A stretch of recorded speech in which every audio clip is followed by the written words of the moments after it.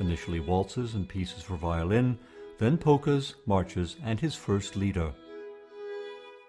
Schoenberg was only 15 when his father died and had to provide for the family's livelihood.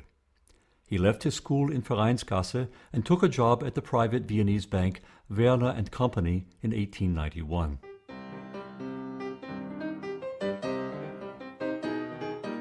But he had only one passion: music.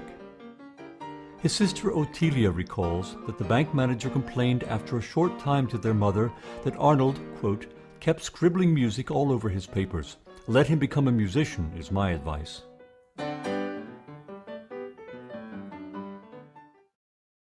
At that time, Vienna's infrastructure was rapidly modernizing. But the transition to an industrial capitalistic society not only entailed technical progress, it also brought prosperity with it, and cultural life profited as well.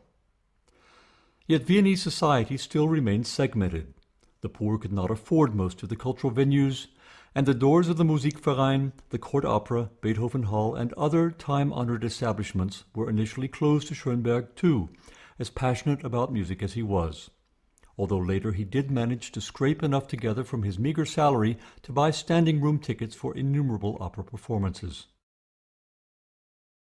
As Schoenberg later recounted, my only sources had been violin duets and duet arrangements of operas on the one hand, and the repertory of military bands which played in public parks on the other hand.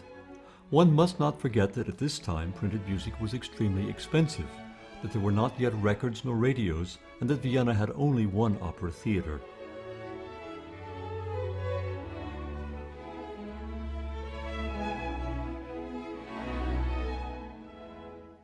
The Augarten and Prater parks were both conveniently located in Vienna's second district, and both of them, especially the Prater, were frequent venues for open-air concerts.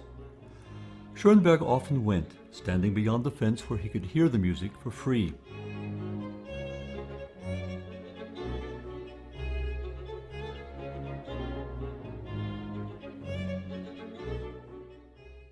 But it was the acquaintance with three young men, with whom a lifelong friendship would develop, that provided the impetus for his purposeful artistic development.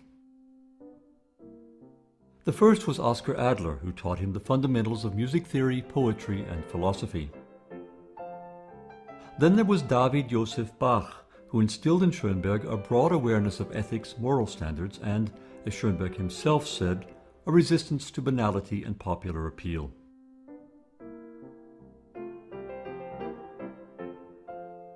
The third friend was Alexander Zemlinsky, whom Schoenberg met in 1895 when he joined an amateur orchestra called Polyhymnia. Zemlinsky was the conductor, and Schoenberg played cello. He had bought the instrument for 3 hard-earned guilders at a Vienna market, the so-called Tandlermarkt. The group rehearsed every week in a beer cellar called Zur großen Tabakspfeife at Graben 29 near St. Stephen's Cathedral, and there were regular debates on questions of musical aesthetics. Schoenberg's wealth of ideas made a deep impression on his future teacher, Zemlinsky, and it was Zemlinsky who helped Schoenberg in arranging the successful performance of his first string quartet in D major at the Musikvereins Bösendorfer Hall in 1898.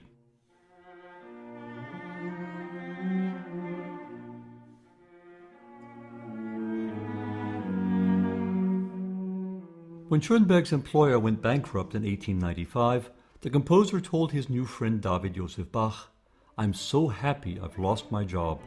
My boss has gone broke. No one will ever get me into a bank again."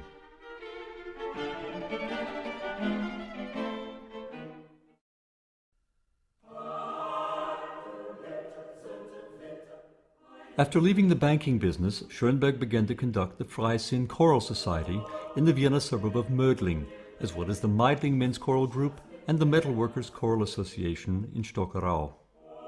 He also earned money on the side by orchestrating operettas, and thus, for the first time in his life, he was able to earn a living with the help of his great passion, music.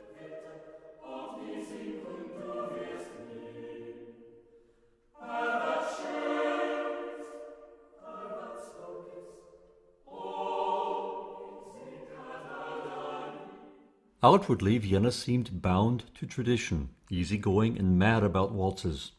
But like other cities, Vienna had a deep social divide, with sharp contrasts of competing ideologies. The issue of nationalities was becoming more and more important to the monarchy's varied ethnic groups, and the debate grew louder in artistic circles as well. Modernists were struggling to establish new laws for understanding and gaining acceptance of their art, while traditionalists wanted to stick to firmly established principles. The majority of the artists in Vienna remained true to traditional, naturalistic, and decorative notions still prevailing at the end of the century. Schoenberg and his friends refused to comply with any rules. Some in the younger generation, such as his cousin Hans Nachod, considered them to be, quote, rebels because they were unconventional within the conventional milieu of old, traditional Vienna. The famous coffee house Greensteidl and the Winter Bierhaus Tavern became the venues where Schoenberg socialized and philosophized. His companions included Karl Kraus, Hermann Bahr, Peter Altenberg, and Adolf Loos, to name only a few of the more prominent ones. Schoenberg, whose need for creative self-determination was very great, was passionately involved in the discourses of the avant-garde.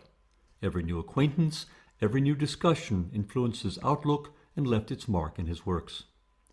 Like Gustav Mahler, he burst open traditional forms of music, and like Adolf Loos, he gradually began to strip ornamentation from his works. Schoenberg's sophistication grew with each new composition. The modernist probing and questioning of long-established traditions, as these composers set out in new directions, were stimulants for Schoenberg's resourceful mind to develop and create new expressionistic forms that would culminate, in the new century, in the 12-tone method.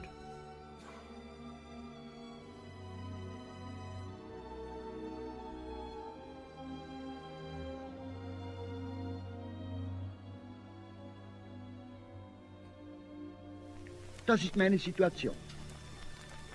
Ich befinde mich in einer Minderheit, nicht nur gegenüber den Freunden leichter Musik, sondern auch gegenüber den Freunden ernster Musik.